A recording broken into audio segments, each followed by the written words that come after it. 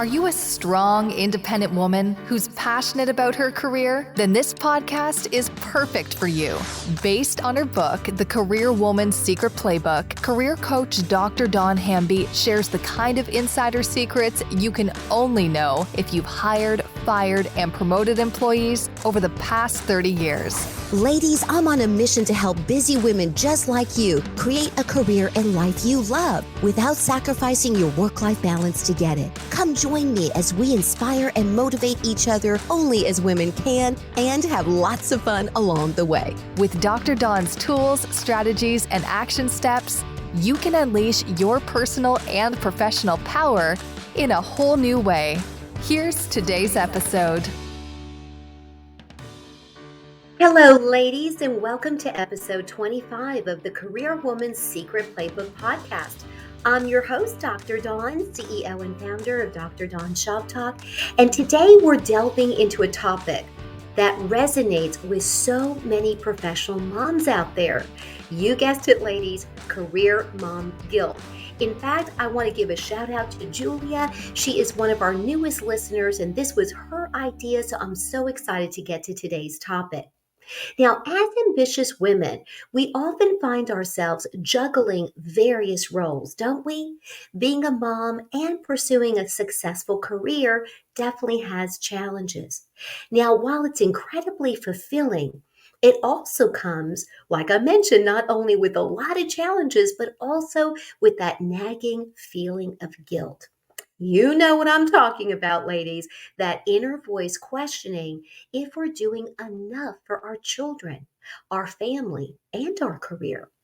Now, listen, before we dive in, I want to remind all of you that you are incredible mothers. If you're tuning into this episode, I already know that you want to bring your A game not only to the office, but also to motherhood. And you're doing an amazing job, I am sure.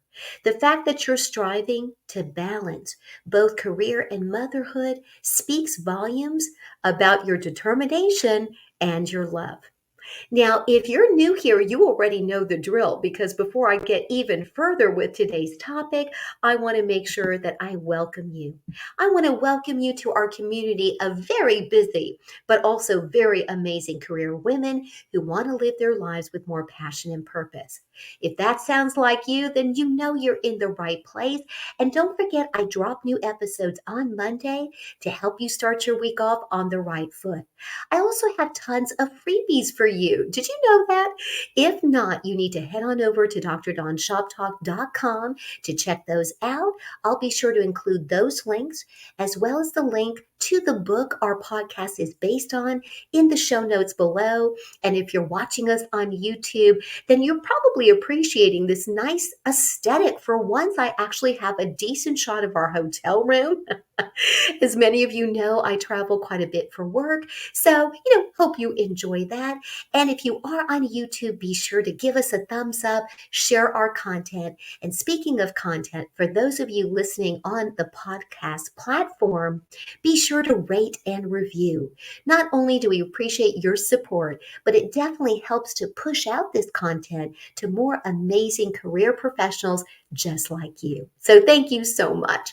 All right, you guys, let's get back to the episode. So let's explore this career mom guilt thing together. First and foremost, it's essential to recognize, again, that you're not alone in feeling this way. Many successful women are going to face the same challenge of finding balance. Now, if you want more information about work-life balance, it was one of the first episodes I came up with for our podcast. So I'll be sure to put that link in those show notes. I also have videos about this as well on our YouTube channel. So again, just remember that you're not alone, that we all face these challenges of work-life balance. How does that work? And the challenge of trying not to feel guilty about enjoying a career outside of the home. And it's a real struggle, isn't it, to be able to try to give 100% to both aspects of our lives at exactly the same time. It's really an impossible task, and that's how come I believe you need to start thinking about your work-life balance as a big piece of pie. And sometimes those slices that we have to give to our career may be a little bit bigger than what we have left over for our family. But we're going to correct that as soon as possible. And the reverse is true. If we have a sick child at home, then yes, we are going to have to take that time off from work to perhaps take care of that loved one if we don't have maybe additional support. So again, remember, you're not alone out there. This is such a popular topic. So that alone should show you that you've got the support you need, whether it's our podcast and YouTube channel, or whether you can find a wonderful community of support out there with your friends. Here's something I want you to think about. One of the ways that guilt tends to grow is if you don't share the burden. If you truly think that you have to be the perfect career woman and the perfect mom, then go back and listen to those episodes about perfectionism. We want to get rid of that once and for all. But there is power in knowing that you're not facing things alone. So reach out to your friends for support. Reach out to coworkers. More than likely, whether they are female friends or male friends, again, everybody struggles with missing those important events sometimes when work comes up and, for whatever reason, we've got to be there and we have to miss out on something important. Other times we have made the decision we are not going to miss out on those important things, so we will cut back on work, and rightfully so. So sometimes it's a matter of just creating more flexibility with your workday and letting your superiors know what you're going to need so that you can be very successful both at your job and in your personal life. Now, I want to share some tips with you. You know, I love the number 5. It's a manageable number, right? It's more than just 1 or 2 tips, but not overwhelming by giving you 10 or 20. So let's look at 5 easy ways that you can start overcoming this career mom guilt once and for all. All right, let's start with number 1. Number 1, going back to perfectionism, I want you to embrace imperfection. That's right. Remember that it is okay not to be perfect. I'm giving you permission right now. If anybody complains, send them this episode and said, Dr. Dawn told us we are not to be perfect. It's a burden that nobody should carry. And in fact, when you recognize that you're not perfect and you tell other people, you're going to just do a public service. You're going to empower other people to realize they don't have to be perfect and, put on this facade. Who needs that? There's strength in numbers. And if there's more and more of you at the office that struggle with these kinds of things, together you can find solutions. It might be job sharing responsibilities or carpooling responsibilities, or maybe getting a group of moms together where they might take turns picking up children for you, right? Picking up your child for you. If there's an event, maybe school's getting out early and you can't leave. So you've got a community perhaps of supportive moms and they pick up your child that day. And in exchange for that, you're going to help them when they need it. There's lots of creative solutions, and embracing the imperfection is just one of those. Okay.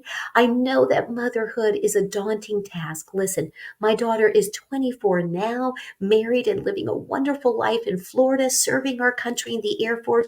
But it really does seem like it was just yesterday that she was 4, not 24. And I had many more challenges in struggling a big career with a little one. So instead, focus on doing your best and giving yourself permission to make those mistakes we're talking about. It's these imperfections, remember, that make us human, give us the opportunities to learn and grow. And it definitely gives us an opportunity to also make more connections and more friendships, because you're just going to have honest conversations and you're going to be able to help each other realize that you don't have to be perfect.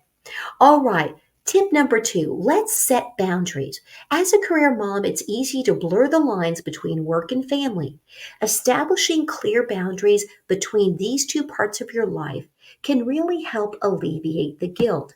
When you're at work, give it 100%. Give it your full attention. But when you're with your family, do the same. Set a particular number of hours in your evening that are free time with your family, with your spouse, with your children, with your loved ones. You got to do it, because let me tell you what happens. If you're trying to be a superstar at work and you think being available 24 hours a day is going to make you shine, first off, there are very few professions, even the ones that usually require 70 or 80 hours per week.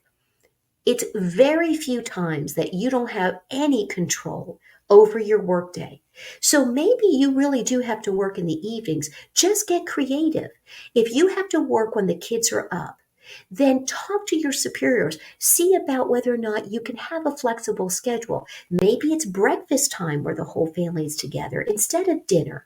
Maybe you get to leave at lunch and take an extra hour or two to attend your child's school play. There's ways to create that very special time so that you don't have to feel guilty about either aspect of your life. All right, tip number 3. I want you to prioritize self-care. Now, this should sound familiar. If you've been listening for a while, you know this was the topic of our premiere broadcast episode. That's right, ladies. In episode number 1, I shared another motto with you that I feel very strongly about, and it goes something like this: self-care is not selfish. Do not confuse the two. In fact, I was having dinner the other day with some of my friends. I got to meet a new friend, and I commented about that at dinner. We're all moms sitting around the table having a wonderful dinner and some cocktails. And when I said that, she literally said, "Oh, I've got to write that down." Okay. You know who I'm talking about. If you're listening, you know this is you, right? But it's important. It really is. That's why she wanted to write it down, because it's so easy to forget that. We oftentimes put ourselves last on the list of priorities. But let me tell you, when you don't think you've got time for self-care, that's actually when you need it the most. It's critical to maintaining that balance that we're all seeking. Okay? So remember, when you're the busiest is when you need to take care of yourself the most. The more that you're busy and the higher up your stress level goes, guess what's happening here, ladies? Do you know what else happens? Your productivity goes down, because as your stress goes up, you're actually going to be less focused. You're going to be more vulnerable to getting sick. It's going to affect your sleep. And if all of that is affected, how wonderful do you think you're going to be as a mom? Not very wonderful at all. You're going to be short-tempered. You're going to take out your anger and frustration probably on those lovely children. And if you do lose it, just go back to the previous step. We're not perfect. Just own it, apologize, and move on. Just remember that taking care of ourselves really allows us to be much better as a mom, and definitely much better as a professional. So find time for activities that bring you joy and recharge your batteries. That's how come self-care is important. If you don't get to recharge your batteries at home, you're not going to be successful in the office. You're not going to be able to bring that A game, and you deserve to do that. All right, guys, let's move on to tip number 4. Tip number 4 is comparison. Oh man, this is a biggie. Comparing ourselves to others is so detrimental to our well-being. Each woman's journey is unique, and what works for somebody may not work for you. So avoid this comparison trap. Instead, focus on your own path to success and happiness. And let me tell you, I mentioned this the other day in a previous episode, but let me remind you again. Social media can be very prevalent in this propensity. Wow, a lot of P words there. Anyway, social media can be very prevalent. It really can, in sort of propelling us. I just love the letter P today. But it can really propel us to compare ourselves in a very vivid way. Because with social media usually comes pictures and videos. And you know what that's really representing, right? We've talked about this. It's representing somebody's happy time. Now, unless you are very comfortable on camera, you're probably not going to share a very personal, depressing kind of intimate moment. If you're struggling, I hope you would from time to time. I love that kind of content because, again, I want to see that I'm not alone in the struggles that I would have. So when I see somebody with a problem and they talk about the solution and they even film their progress along the way, I find that to be very compelling, very inspiring, in fact. And I love that. But not everybody is going to share that. Okay, so unless they're a content creator, if they're just posting videos and pictures, it's mostly going to be celebratory, good times. So then there's this illusion that their children are perfect and their careers are perfect and their husbands are perfect and they never spill anything on their white pants, kind of perfect. Okay. And so stop looking. Instead, again, focus on yourself, focus on your progress, not your perfection, and experience that joy each and every day. Your children grow up so quickly. Like I said, my 24-year-old, it really does seem like just the other day she was a little girl, and I'm so proud of where she is in her life now, but I miss those times. However, I also recognize that as an empty nester, the career mom guilt is a little bit easier for me now. But I remember what it felt like, and I know there are times even now when she's an adult, if she doesn't face something in the way that I wish she would and give herself a break, then I still question myself as a mom and I go, hmm, I really thought I taught her not to think that way. Why is she beating herself up about this? And I think, man, did I not emphasize that enough? Could I have done things better or differently? So again, ladies, we all suffer from this. If you're a mom, it kind of comes with the territory. So remember, you're not alone. And that's going to bring me to tip number 5. Tip number 5 is seek support and community. Remember the moms I was talking about earlier? Reach out to them. Create your own mom club so that you can support each other and help each other out, especially when you're in a jam. Connecting to other career moms who understand what you're going through is not only incredibly comforting, it's incredibly powerful. Women helping women is such a beautiful thing. So share your experiences, seek out advice, offer support to one another. Building a strong network can help you navigate the challenges ahead of you in trying to balance work and motherhood. Now, as I wrap up today's episode, I want to leave you with this. Career mom guilt, remember, is natural. It's a natural emotion, but it does not have to control your life. You are in the driver's seat. And if you need extra help on this, please don't forget that you can reach out to me. I offer a free 15-minute call for any of you out there that would like a little guidance. And I tell you about the different services that we offer. But that 15-minute call is all about you and what you're going through. And then I let you know that if you wanted to jump on a power hour or do any individual coaching, we kind of talk about that and I kind of share with you maybe ways I can help. But other ways I can help is like this podcast episode, where you can tune in each and every Monday for a new topic that we're going to tackle. And don't forget, I've got over 80 videos on that YouTube channel, so you can find a lot of help and support there as well. But again, build that strong network of powerful women in your life, that circle of support and friendship that can really help get you through the tough times. And listen, your friends don't all have to be career moms to understand the stress of trying to balance it all. I have 2 very close girlfriends who are not moms, and I would not consider them any less of an expert in work-life balance. But if I need maybe extra support in what it's like to actually, deal with certain child care issues, sure, I'll go to my career moms. Just remember, all mothers and all girlfriends, whether they work in or outside of the home, can be there for you and give you a different perspective.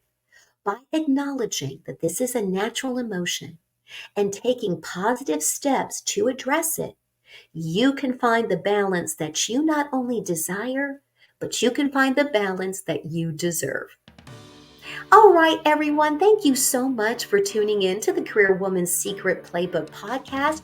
Remember that you are phenomenal right now, and you've got everything it takes to create a life that fulfills you, both at work and at home. But until next time, don't forget our motto here at Shop Talk, and it's this: If you're not having a fantastic day, you have the power to make it one. I know our episode is over, but this is just the beginning. If you're ready to take action but don't know where to start, just head over to drdonshoptalk.com for lots of free resources, ways to work together, and for even more. Subscribe to the Dr. Dawn Shop Talk YouTube channel. Remember, ladies, you don't have to take this journey alone. I've got you covered. Till next time.